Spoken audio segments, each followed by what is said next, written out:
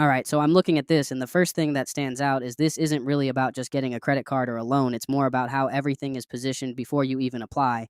And that's the part most people completely overlook. Like right here, where it's talking about credit score, utilization, and history, this is the foundation. If that part isn't clean, nothing else really works the way people expect it to. And as I'm scrolling, you can see it starts getting into DCU specifically, and this is where structure starts to matter even more. It's not just go apply and hope for the best. It's understanding that once you're inside their system, you actually get access to internal offers. That's a completely different position than just randomly applying on the outside like most people do. Now, this part right here is important when it talks about requesting a higher limit and how you present your income and employment. Now, a lot of people rush this or they just throw in random numbers, but lenders are looking for consistency. They're looking for a story that makes sense on paper. So, if your profile looks stable, established, and organized, approvals start to look a lot more predictable instead of random. And you'll notice it mentions that most of the time there's no documentation up front unless something gets flagged. That's another reason why structure matters. Because if everything lines up clean from the start, there's less friction in the process. Now, getting into the approval side, this is where people get excited. But again, it's not magic.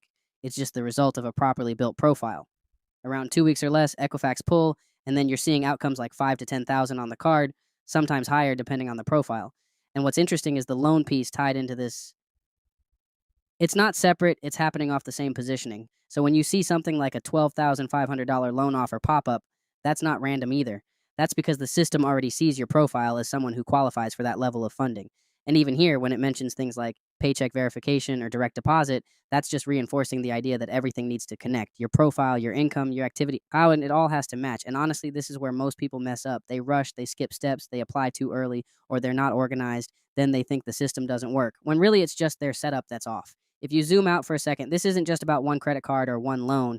This is about building a profile that can consistently get approvals, whether that's credit cards, loans, business funding, whatever direction you're trying to go. It all starts with structure. If you want the full breakdowns, templates, and updated methods, tap into the Patreon.